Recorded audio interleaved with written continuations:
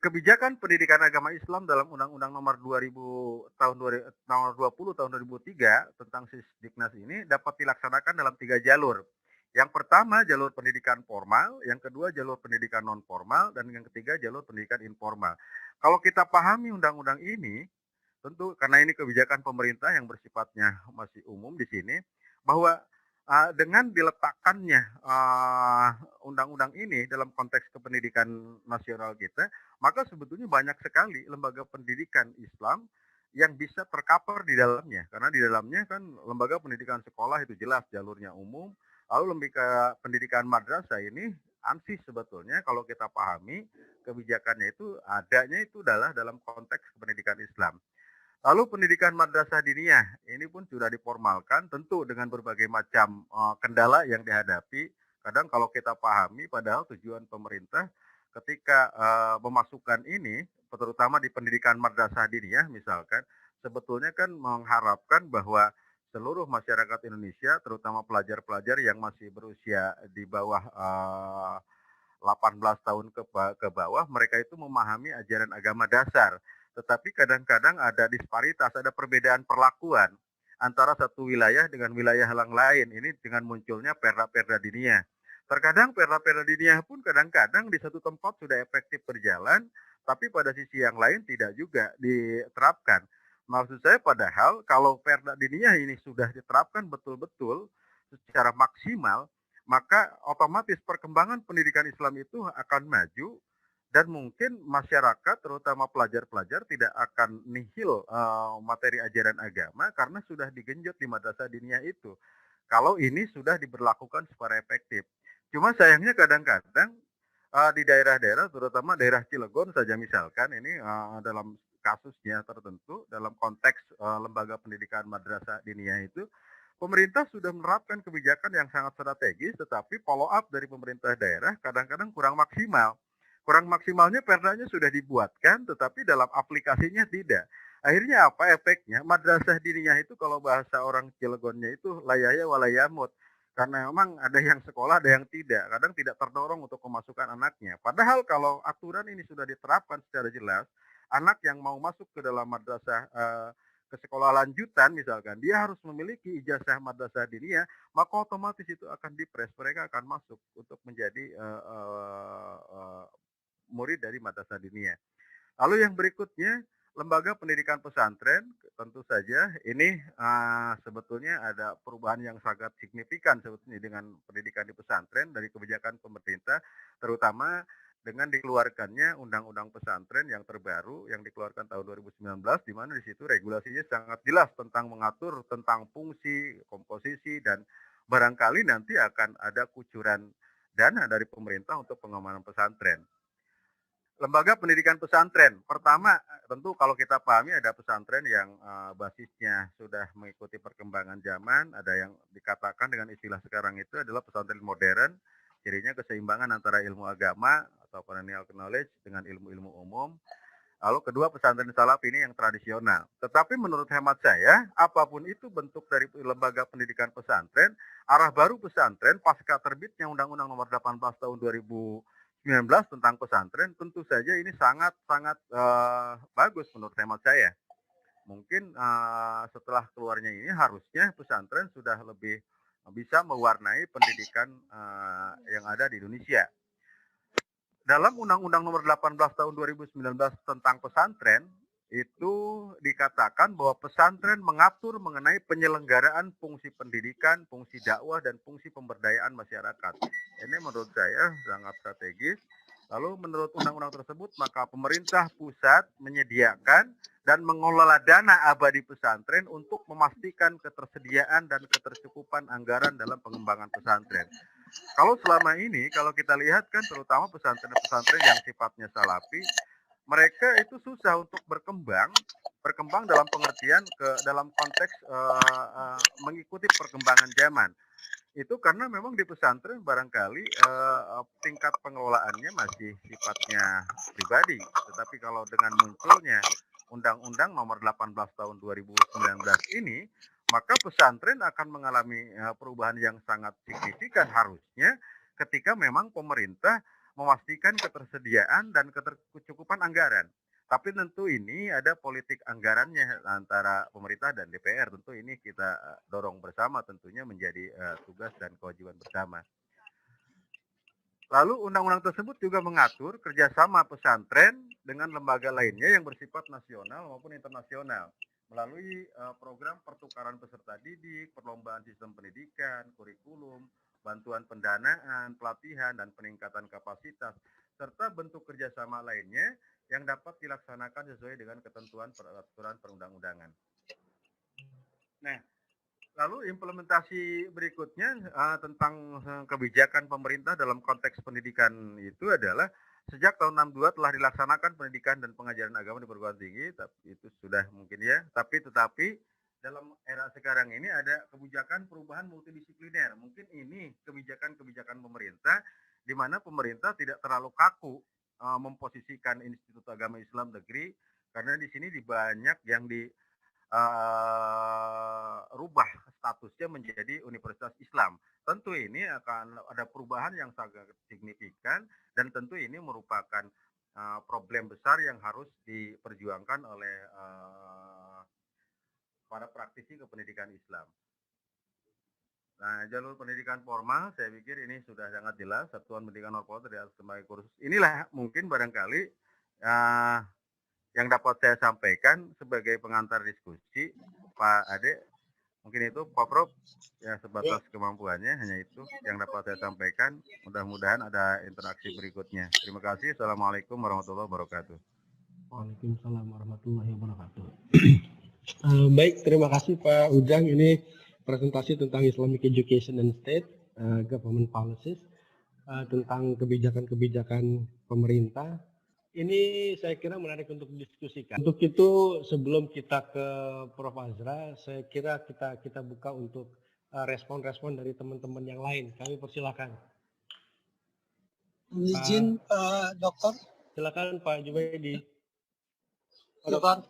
Ini monggo. Ya silakan juga. Ya. Silakan tadi Pak Ahmad ya, Jubaidi. Pak Dokter. Silakan. Oh iya. Baik, terima kasih Pak Dokter yang terhormat Pak Profesor Azra. Mungkin menyimak dari apa yang disampaikan Pak Ujang. Tadi Pak Ujang sampaikan memang ada perda inisiatif terkait dengan perda dinia. Itu inisiatif DPR. Cuman problemnya adalah bahwa kenapa itu seperti mati suri. Kebijakan penganggaran itu karena urusan agama di dalam undang-undang pemerintahan daerah itu adalah urusan katakanlah merupakan urusan pusat, sehingga dalam konteks kebijakan perimbangan keuangan di daerah bahwa anggaran yang kewenangan yang bersumber dari APBN, kewenangan APBN seperti bidang agama, maka penganggarannya berbasis atau bersumber dari APBN. Nah, ketika misalkan ada perda dinia yang kemudian itu katakanlah secara teknis katakanlah akan dikelola di bawah Kementerian Agama, di sisi lain Undang-Undang APBN peraturan Kementerian Keuangan tidak membenarkan untuk kemudian urusan pusat didanai oleh daerah. Ini barangkali paradok dari kebijakan yang implementasinya kenapa masih setengah-setengah di lapangan. Pada akhirnya kemudian hanya ada solusi terkait bagaimana pemerintah daerah itu memberikan semacam hibah atau katakanlah kepada lembaga-lembaga pendidikan yang baik itu pondok pesantren, madrasah yang di bawah Kementerian Agama, termasuk hibah terhadap guru-guru madrasah yang di bawah katakanlah bukan di bawah Kementerian Agama akan tapi dari yayasan. Barangkali mungkin itu sementara Dr. Ade, terima kasih. Baik, terima kasih Pak Jubaidi. Iya, yang merespon ini baik pertanyaan maupun masukannya. Silakan Pak Ujang. Baik, terima kasih Pak Ade. Barangkali ikut menambahkan kembali ya tentang apa yang disampaikan yang pertama sama Pak Haji Jubaidi.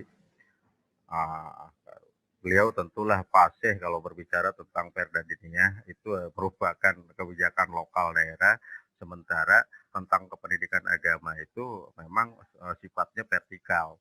Itu sebetulnya ya maaf dalam tanda petik jargon yang senantiasa diterapkan.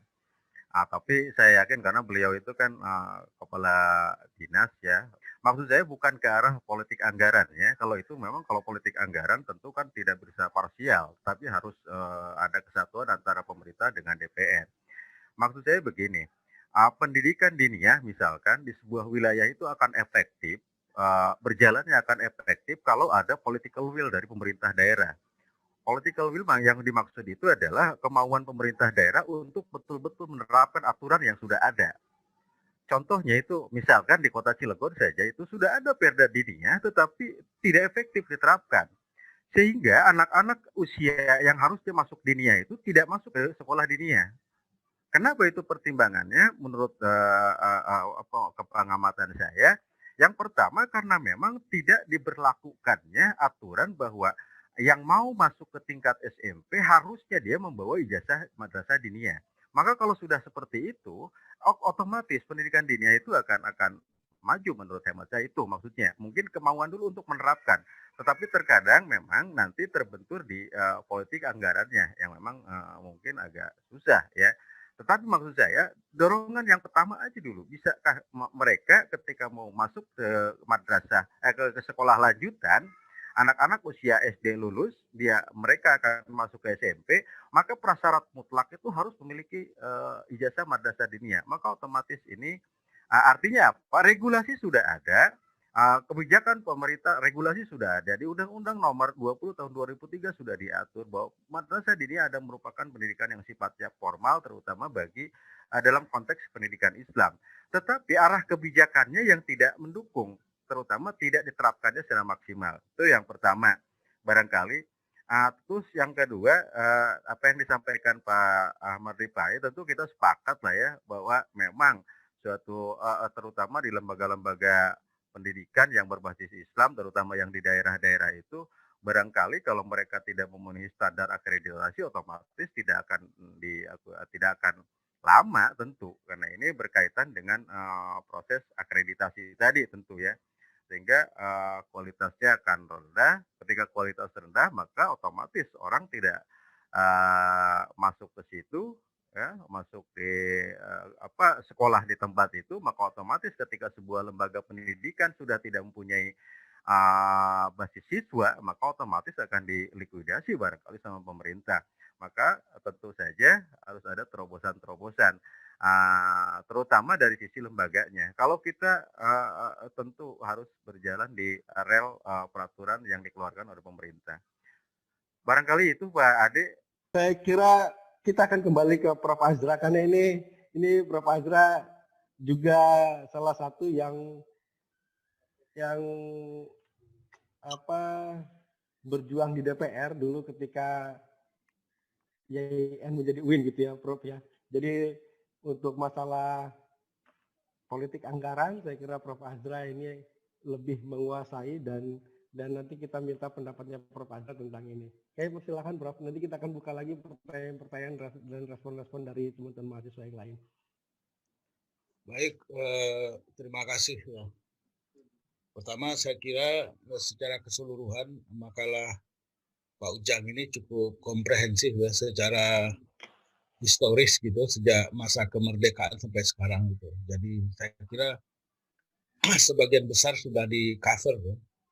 Sudah dari sudut sejarah dan perkembangannya dinamikanya itu sudah cukup tercover ya.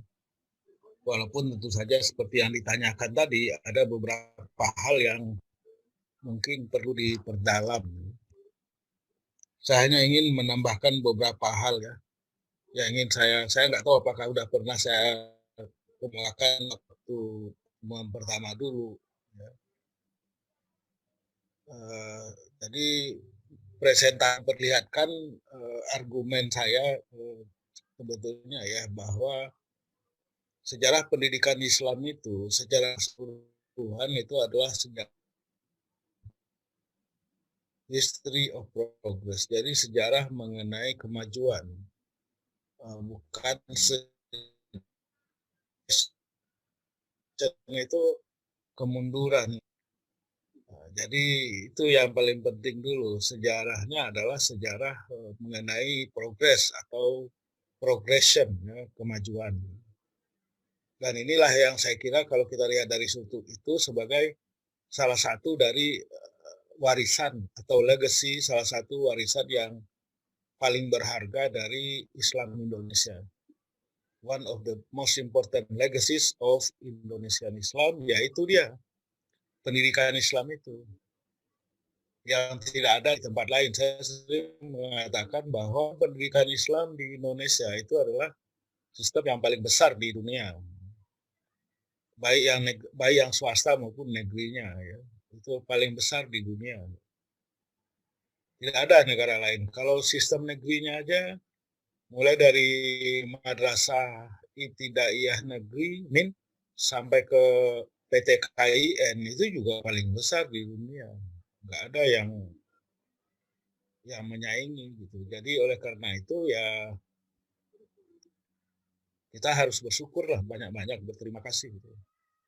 Seperti yang dibilang oleh Pak Mahfud MD, mungkin ada yang nggak setuju dengan Pak Mahfud dengan pernyataan-pernyataannya ya, tapi yang poin yang ingin saya katakan di sini yang paling relevan itu itulah ketika ada seminar webinar di UIN Banten ini, ketika dia bilang sebetulnya pemerintah itu tidak Islamofobia, kan masih ada tuh di kalangan masyarakat kita yang menganggap pemerintahan sekarang atau pemerintahan sebelumnya itu Islamofobia gitu, fobi Islam gitu.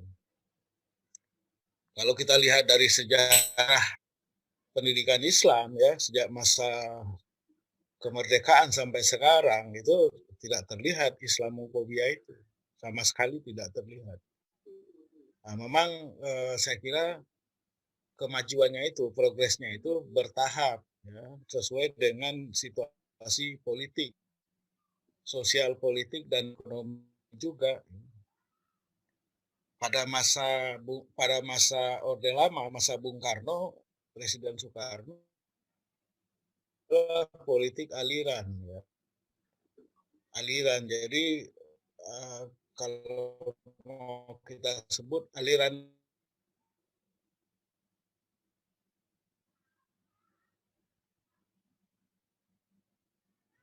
keseluruhan, yaitu adanya abangan, santri, dan priayi atau santri, abangan, dan priayi. Pada masa Soekarno itu yang masih dominan itu adalah abangan.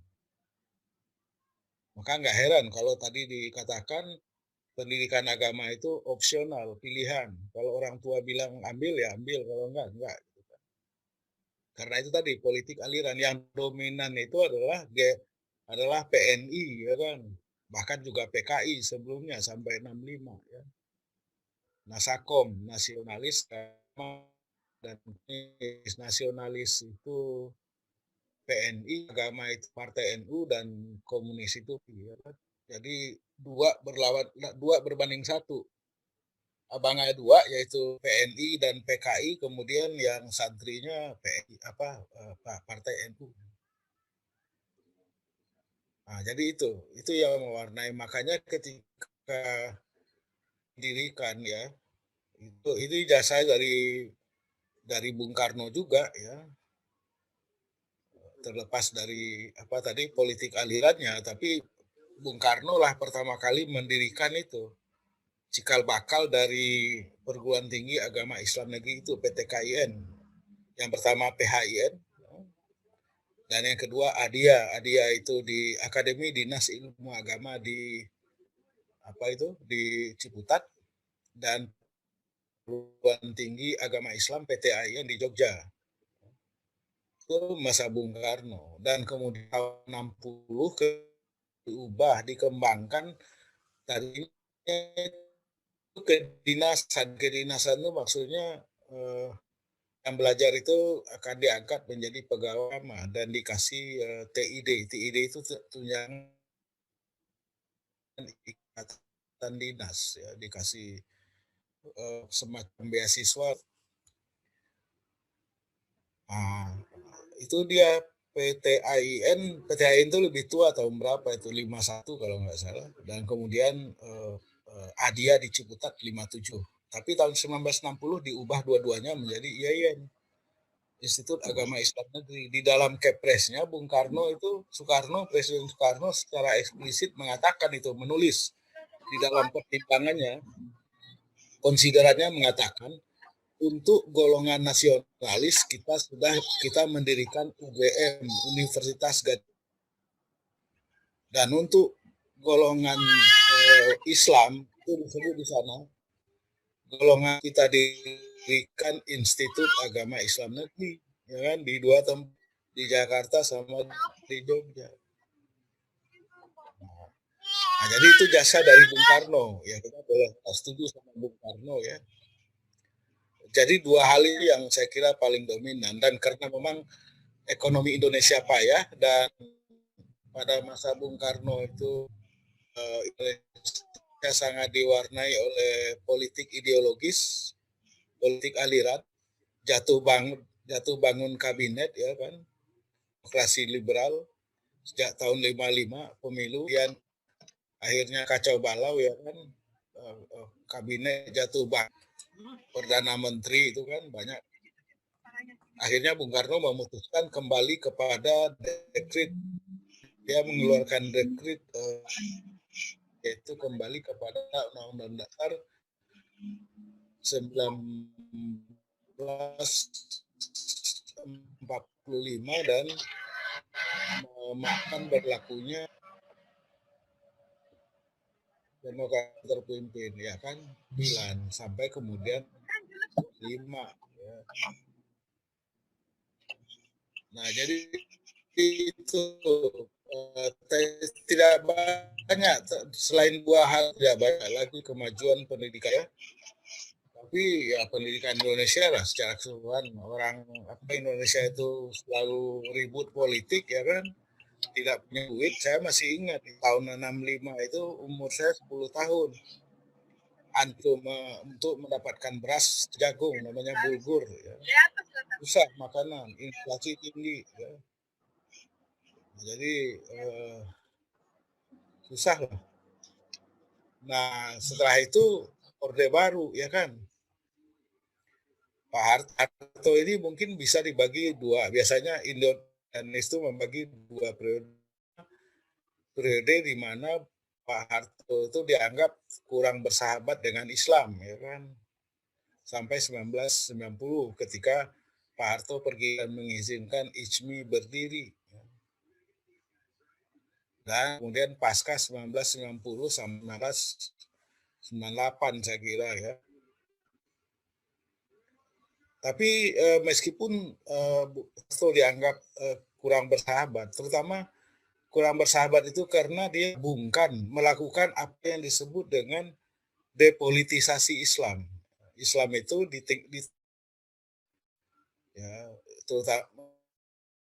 tapi sebetulnya bukan hanya Islam, tapi depolitisasi seluruh masyarakat sebetulnya ya.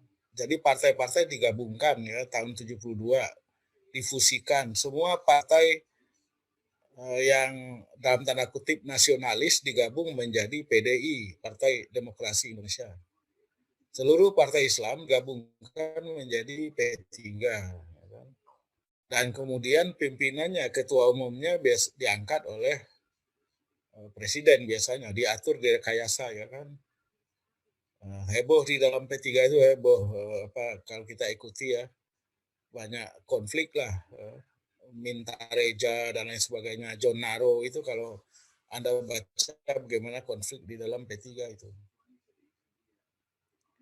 Depolitisasi Islam ya. Atau orang menyebut juga kadang-kadang dibalik, deislamisasi politik. Jadi politik ditanggalkan dari Islam.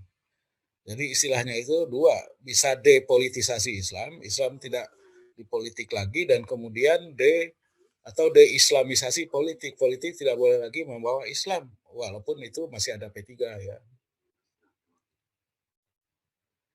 Nah, tapi apapun gitu, inilah yang kemudian menimbulkan frustrasi di banyak, terutama di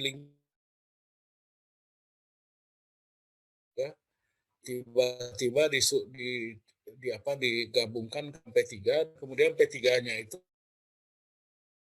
apa? yang jadi pimpinannya itu malah Jonaro, ya kan, atau Mintareja. Bukan kekecewaan yang luas. Sampai kemudian tahun 84, kalau nggak salah itu, di muktamar mana itu, Cipasung atau di mana itu, dideklarasikan bahwa NU kembali ke Khitah 26. Kembali ke Khitah 26. Maksudnya itu kembali ke kita sebagai jamiyah diniyah atau jamiyah dakwah gitu, kira-kira begitu. Tidak lagi ikut dalam politik. Sehingga kemudian itu Gus Dur yang memainkan peran penting di situ, sehingga kemudian NU menjadi tidak lagi politik tapi lebih kultural.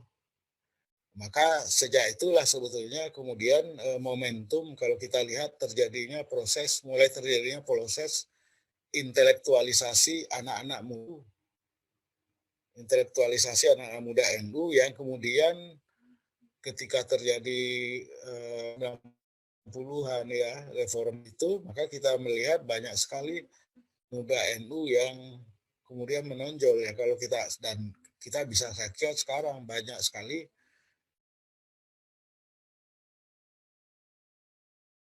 yang diciptakan pasca 1999 itu, KP, Ombudsman. Saya punya beberapa saya yang kemudian menjadi anak-anak muda NU yang kemudian jadi komisi di berbagai mulai dari komisi HAM misalnya kan, Komnas HAM, Ombudsman. Itu saya punya mahasiswa namanya Ahmad Syagi. Kalau dulu di KPAI itu Asrarun Niam, itu mahasiswa saya itu. Banyak ya, sebut aja gitu. Itu jasa dari Gus memulai proses intelektualisasi anak-anak muda yang tamat dari pesantren. Nah, masa Orde Baru ini ya kan, walaupun sampai 90 itu kurang bersahabat sama Islam ya kan. Mungkin kurang bersahabat itu karena Pak Harto tidak mengizinkan berdirinya kembali Masumi. Masumi nggak diizinkan beli kembali ya kan. Selain itu tadi digabungkan menjadi P3 itu.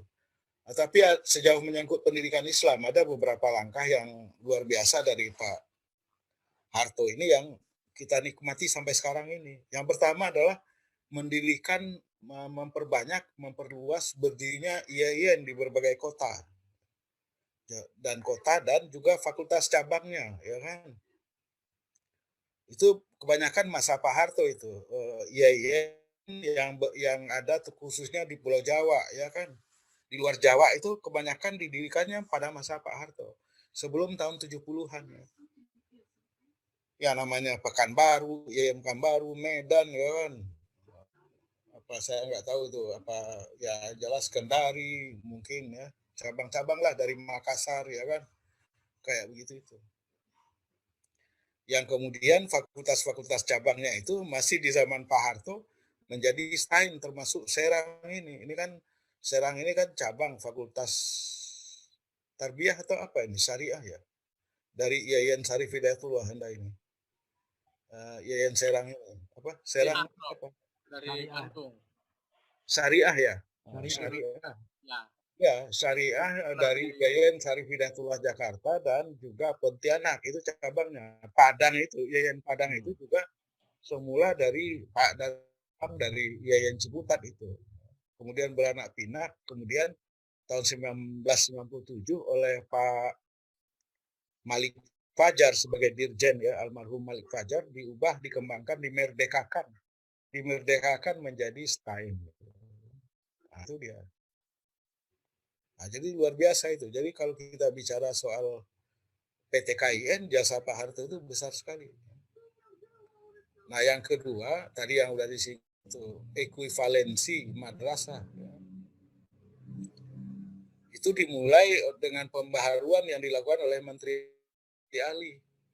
Mufti Ali itu mengubah kurikulum madrasah dari 100% agama menjadi 70% umum, 30% agama.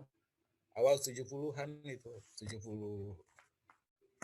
Dan puncaknya itu tadi yang disebut itu SKB 3 Menteri 1984 di mana mengadopsi kurikulum pendidikan umum. Maka kemudian dengan mengadopsi kurikulum pendidikan umum, sekolah umum, maka madrasah itu menjadi setara, menjadi ekuivalen dengan sekolah umum.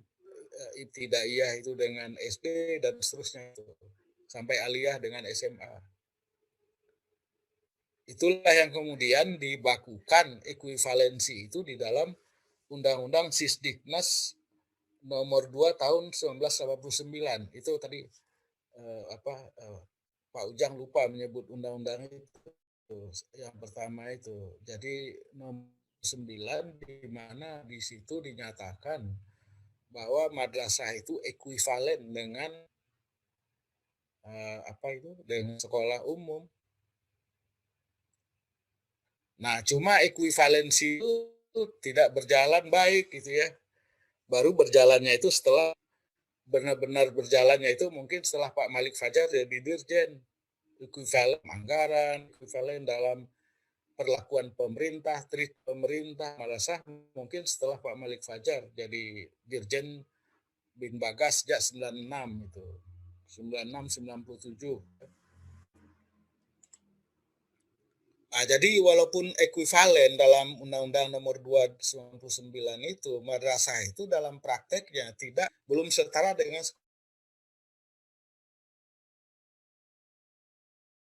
itu. Pertama, gurunya itu tidak qualified, ya kan? Mutunya karena kenapa mutunya? Karena gurunya tidak qualified, under qualified. Jadi misalnya mungkin tamatan PGA PP ya, PGA 4 tahun dulu ada PGA 4 tahun. Mengajar aliyah ya kan. PGA PP itu kan setara selevel SMP. Ya, SMP plus 1 tahun karena PGA 4 tahun itu, PP itu tingkat pertama itu 4 tahun. Jadi SMP plus 1 tahun dulu sama dengan SGB guru bawah ya kan, kira-kira begitu. Itu yang mengajar anak aliyah ya kan. Jadi under qualified ya. Tidak qualified sebetulnya ya. Harusnya kan yang mengajar anak aliyah itu ya kan harusnya kan yang udah S1 harusnya. Ya. Jadi ya seperti itu under qualified ya. Tadi juga disebut itu salah kamar, mismatch. Mismatch itu misalnya dia tamatan fakultas syariah ya kan, ahwal usasyiyah, tapi di madrasah sanawiyah disuruh mengajar bahasa Inggris atau disuruh mengajar matematika misalnya karena dia senang matematika. Mungkin karena suka sama faraid ya kan, di syariahnya suka mengutak-atik faraid ya. Maka kemudian suruh mengajar matematika ya kan. Itu namanya sarjana qualified sarjana. Cuma apa yang diajarkan itu gak sesuai dengan ilmunya ya kan. Harusnya kalau dia tamatan syariah yang ngajar fikih ya kan. Harusnya. Nah, kenapa sampai terjadi begitu? Ya ini terjadi karena sekitar antara 85 sampai 90% lembaga pendidikan Islam itu punya swasta. Yayasan-yayasan atau ustadz-ustadz, guru-guru haji ya kan, pulang naik haji, udah deh bikin madrasah, dibikinlah madrasah, ya kan. Yang penting semangatnya semangat dakwah ya kan, bukan semangatnya untuk memajukan pendidikan, bukan. Ya, makanya didirikanlah itu. Di Banten itu baca bagaimana misalnya pemberontakan Geger Cilegon itu 1888 terjadi perlawanan terhadap Belanda, itu ada satu bab mengenai itu karya Sartono Kartodirjo, itu melukiskan bagaimana pertumbuhan orang-orang pulang haji mendirikan pesantren ya kan, mendirikan pesantren lah gitu. Nah, jadi motifnya adalah dakwah, bukan bagaimana anak-anak itu bisa belajar agama, itu kan dakwah itu. Jadi bukan misalnya bagaimana anak-anak itu bisa memiliki ilmu-ilmu Islam yang hebat misalnya kan, yang lengkap, nggak ada, nggak kepikirkan. Itulah yang mengakibatkan kemudian lembaga-lembaga pendidikan Islam itu ketinggalan dibandingkan dengan sekolah misi Kristen misalnya, sekolah ya ada untuk kepentingan misionari belajarnya lebih serius ya kan begitu. Nah, jadi itu. Oleh karena itu kalau sekarang ini tadi ada disebut nanti lembaga pendidikan Islam nggak bisa terakreditasi, maka kemudian memang eh, orang yang mau mendirikan sekolah Islam atau madrasah itu harus mengubah motifnya. Jangan mendirikan sekolah lembaga pendidikan Islam itu karena dakwah. Bukan ya, dakwah terkandunglah di dalamnya implisit. Tapi yang lebih penting itu memang untuk kepentingan peningkatan pendidikan, memajukan anak-anak muslim dalam keilmuan itu harusnya. Tidak bisa lagi hanya untuk dakwah. Ya dakwah bagus, tapi kan kemudian kalau itu yang ditonjolkan nggak maju-maju tuh pendidikan Islam, ya kan? Nah, jadi itu kenapa kemudian lembaga pendidikan Islam madrasah itu tidak dalam perlakuannya tidak ekuivalen, dipandang sebelah mata, nggak banyak perguruan tinggi yang mau menerima ya kan, bahkan IAIN sendiri nggak mau menerima itu anak-anak dari madrasah yang nggak jelas ujung pangkalnya itu. Nah, baru kemudian zaman Pak Malik Fajar itu berubah, ya. Misalnya dia melakukan peningkatan upgrading guru-guru madrasah, kemudian mengusahakan pengangkatan guru-guru madrasah ya kan, dalam secara besar-besaran. Kemudian juga mulai dari zaman Pak Malik Fajar itu terjadinya keseimbangan penganggaran negara untuk lembaga pendidikan Islam. Dulu kan sebelum Pak Malik Fajar jadi dirjen itu biaya anggaran untuk 14 IAIN, waktu itu ada 14 IAIN zaman pertamanya itu sama dengan anggaran satu IKIP, sering dikatakan orang begitu, IKIP Jakarta. Satu IKIP Jakarta itu anggarannya sama dengan 14 IAIN seluruh Indonesia atau satu fakultas di UI, kira-kira begitulah, untuk menggambarkan ketidakseimbangan itu. Nah, tapi sejak Pak Malik maka kemudian itu berubah. Jadi bantuan per kapita itu menjadi sama, per kapita siswa ya, per kapita peserta didik dan per kapita per mahasiswa. Ya, subsidinya itu sama. Walaupun kemudian madrasah itu masih mengalami diskriminasi seperti yang tadi dikatakan. Karena apa? Madrasah itu berada di bawah Kementerian Agama yang itu kementeriannya kementerian vertikal.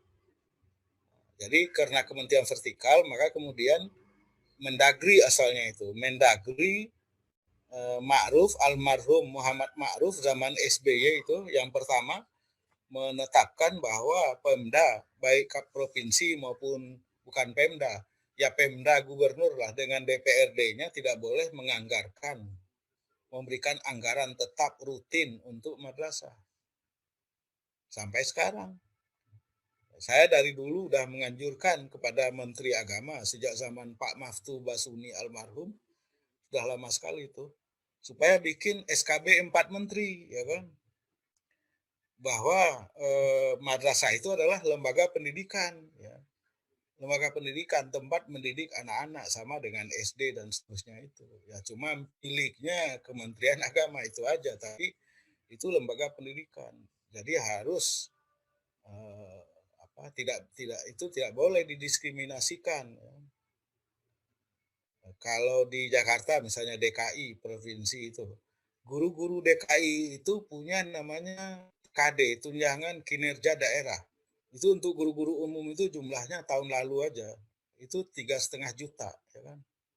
Tapi untuk guru yang dari madrasah atau guru PAI yang ada di sekolah yang NIP-nya itu adalah NIP Kementerian Agama itu cuma dikasih berapa 175.000, ya kan. Itu kan tidak adil benar, ya.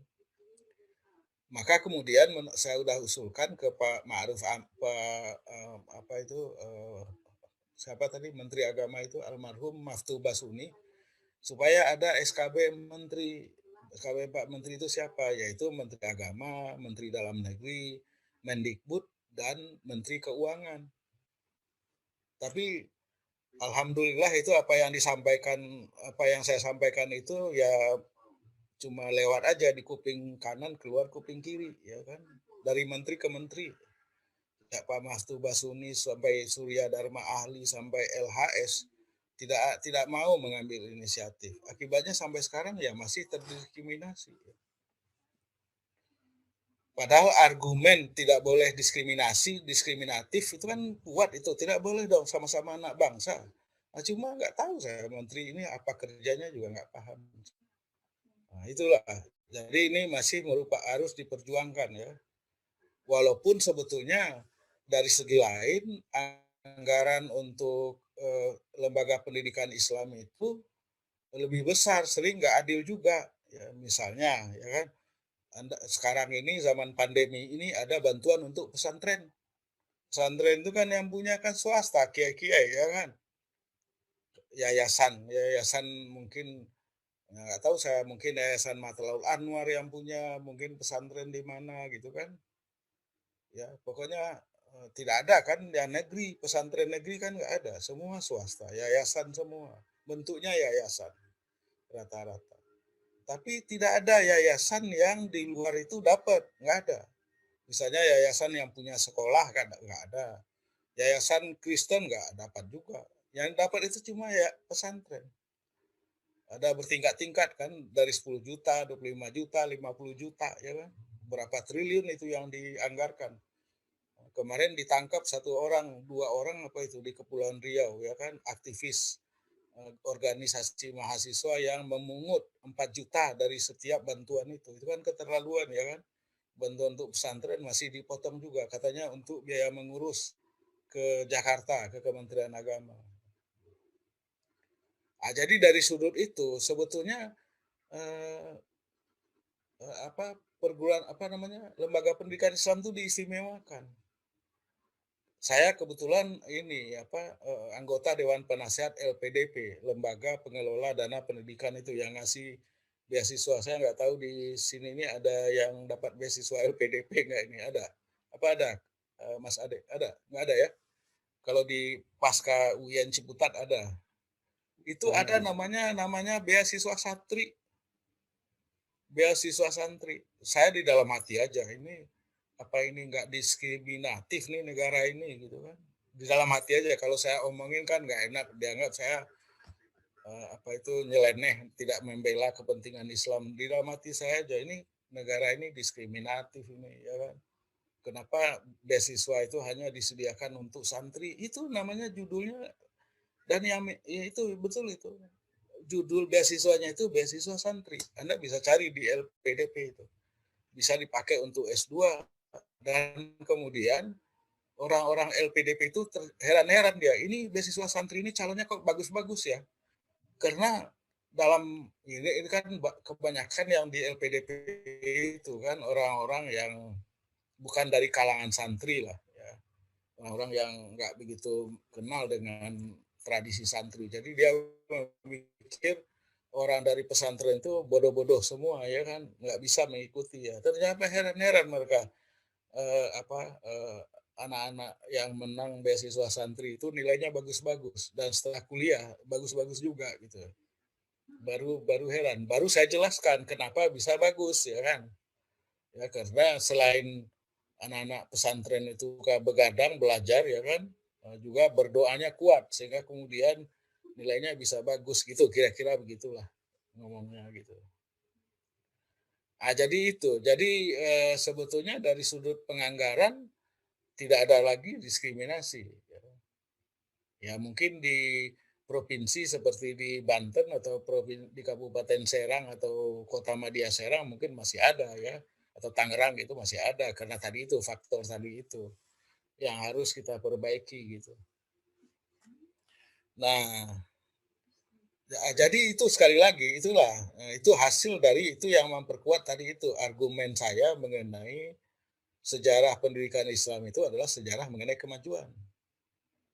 Dan apalagi kemudian sejak 90-an itu bangkit kelas menengah muslim. Kelas menengah muslim itu tumbuh ya kan, bertambah jumlahnya. Saya nggak tahu di Banten saya nggak melihat walaupun saya sering bolak-balik ke Binuangan gitu, tapi saya tidak melihat yang terlalu fenomenal lah misalnya ya. Kan saya nggak tahu apakah karena orang Banten miskin-miskin atau apa, kelas menengahnya mungkin sedikit, nggak ngerti saya. Tapi kalau kita pergi ke Jawa Tengah dan Jawa Timur, itu dampak dari kelas menengah itu luar biasa terhadap pesantren. Pesantren itu bangunannya permanen-permanen, ya kan. Permanen, berlantai 3, ya kan, berlantai 4. Ya. Saya pernah diundang oleh almarhum Kiai Salahuddin Wahid, ya, Gus Solah, ngasih ceramah mengenai Islam Nusantara ya, Nusantara di pesantren Tebuireng. Itu auditoriumnya itu di lantai 4 ya. Nah, saya bilang sama Gus Solah waktu itu, wah kalau ke lantai 4 saya nggak bisa ini, kaki saya sakit ya. Ini saya pakai tongkat gitu. Wah tenang aja katanya ya kan, kata Gus Solah. Saya dibawa ya kan, naik lift, pakai lift. Wah saya heran, ini saya kira luar biasa ini pesantren punya lift ya kan.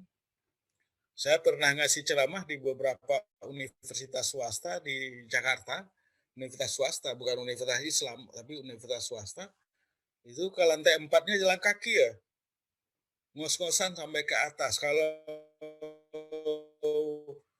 ya naik itu ya mungkin nggak ada, sudah 50 ke atas, apalagi di atas 60 seperti saya ya sudahlah, putus nafasnya, ya, tersengal-sengal untuk. Saya pernah menolak itu di mana, di sekolah tinggi di Islamic Village, ceramahnya itu di lantai 3. Saya bilang, nggak bisa saya. Kalau lantai 3, kita pindah aja, duduk di bawah ini gitu. Nah, jadi itu contoh ya, kemajuan pendidikan Islam kaitannya dengan meningkatnya filantropi. Meningkatnya filantropi itu kenapa? Karena tumbuhnya kelas menengah. Kelas menengah yang tumbuh secara cukup banyak di tanah air kita ya, walaupun setelah saya kira dengan pandemi COVID-19 ini mungkin kelas menengah muslim yang bahagian bawah ya kan, lower middle class ya, lower middle class, kelas menengah yang bahagian bawah itu mungkin menjadi miskin, jatuh ke jadi kelas bawah, dia menjadi lower class ya, bisa jadi seperti itu. Karena krisis, karena kehilangan pekerjaan, kehilangan tambahan pemasukan dan lain sebagainya yang dulu sebelum wabah COVID-19 itu bisa mereka dapat, tapi setelah wabah COVID-19 ya nggak bisa diperoleh lagi gitu kan. Jadi itu mengenai yang ingin saya tambahkan ya. Saya kira nah kalau di masa kontemporer, masa reformasi ini ya banyak kemajuan apalagi ya kan. Karena Islam menjadi kekuatan politik yang aktual. Semua orang semua partai ini ingin menggandeng ya kan, menggandeng kekuatan politik Islam, apakah yang di tengah, apakah yang di kanan misalnya ya kan, yang di tengah itu yang wasatiyah, yang di kanan itu mungkin yang agak keras ya kan, keras atau literal. Itu semua semua dicoba rangkul gitu. Maka kemudian ya itulah saya kira kita bisa mewujudkan hal-hal yang nggak pernah bisa kita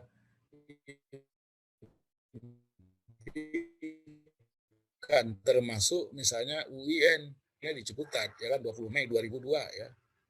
Nah, pada ketika UIN Ciputat itu berdiri 2002, itu undang-undang sistem pendidikan nasional masih mengatakan, berbunyi bahwa perguruan tinggi universitas negeri itu, yang negeri itu bolehnya hanya di Dikbud, di Kementerian Pendidikan dan Kebudayaan. Ya. Tidak boleh di kementerian lain. Karena apa? Karena itu tidak sesuai dengan tupoksinya, ya kan? Nggak bisa. Nah, tapi kita bisa terobos itu ya karena apa? Karena sebetulnya banyak hal yang terjadi ya, kemajuan di dalam bidang pendidikan Islam ini yaitu tergantung dari lobi politik. Kalau Anda bisa melobi, maka kemudian bisa. Nah, kalau enggak ya susah ya kan. Harus ada lobi politik ya. Kalau enggak bisa. Nah, jadi samalah misalnya tidak hanya sekedar berubah dari IAIN menjadi UIN, tapi juga punya program-program yang sebetulnya susah dibayangkan itu bisa dimiliki oleh institut, ex-institut, yang bukan bidang dia aslinya. Misalnya ex-institut itu kan ex-IAIN, Institut Agama Islam Negeri, dan IKIP, ex-Institut Keguruan Ilmu Pendidikan. Yaitu misalnya Fakultas Kedokteran, itu yang paling jelas. FKIK ya, Fakultas Kedokteran dan Ilmu Kesehatan itu jauh sekali dari tupoksinya. Nggak ada. Bagaimana mungkin tuh ceritanya kok berani-beraninya gitu kan dari ex institut mau bikin Fakultas Kedokteran. Ya kan? Nah, tapi itu bisa diciptakan, bisa dibuat ya sekali lagi dengan kemampuan lobi. Lobi tidak hanya dalam menciptakan, juga lobi dalam mencarikan dananya, membangun, karena Fakultas Kedokteran itu kan mahal sekali, ya kan, alat-alatnya, ya kan, laboratoriumnya mahal, ya kan. Sekarang untuk dapatkan jenazah aja yang kadaver itu, yaitu jenazah yang tidak dikenal, tidak misalnya biasanya di Rumah Sakit Fatmawati atau di Cipto itu ada orang-orang yang meninggal tapi tidak punya KTP. Nggak ada orang diumumkan, nggak ada yang mengambil, ya kan. Sudah itu kemudian diserahkan kepada Fakultas Kedokteran yang ada misalnya di wilayah DKI, ya kan. Nah, biasanya kalau yang perguruan tinggi kayak yang punya kedokteran perguruan tinggi di wilayah DKI itu kan cuma yang Jakarta gitulah, walaupun kampus kita kan di Banten, namanya UIN Jakarta, Syarif Hidayatullah Jakarta, tapi kampusnya di Banten, ya kan. Samalah UI Jakarta, tapi kemudian kampusnya di Depok, ya kan. Itu untuk mendapatkan kadaver itu harus mengganti biaya perawatan, penyimpanan. Biaya 20 juta itu untuk dipotong-potong oleh anak-anak kedokteran, itu bayarnya 20 juta. Tapi kalau swasta ya kan, swasta itu kayak misalnya mungkin Atmajaya atau Universitas Muhammadiyah, UMJ itu kan punya kedokteran. Itu bayarnya harus 30 juta, antara 30 sampai 35 juta. Ah, jadi itulah ya. Nah, jadi inti dari pembicaraan kita pada hari ini, dari presentasi ini adalah bahwa sekali lagi sejarah pendidikan Islam Indonesia itu adalah sejarah mengenai kemajuan, sejarah di mana kemudian pendidikan Islam itu dengan pertumbuhannya yang demikian rupa itu menjadi salah satu legacy, salah satu warisan terbesar ya yang dimiliki oleh Islam Indonesia. Ya. Legasinya itu kan banyak, legasinya itu termasuk ormas. Itu tidak punya, di banyak negara lain itu nggak punya legasi ya, legasi ormas seperti Matlaul Anwar, Muhammadiyah, NU ya kan dan sebagainya itu. Kaya sekali Indonesia itu. Nah, itu tidak dimiliki oleh negara lain.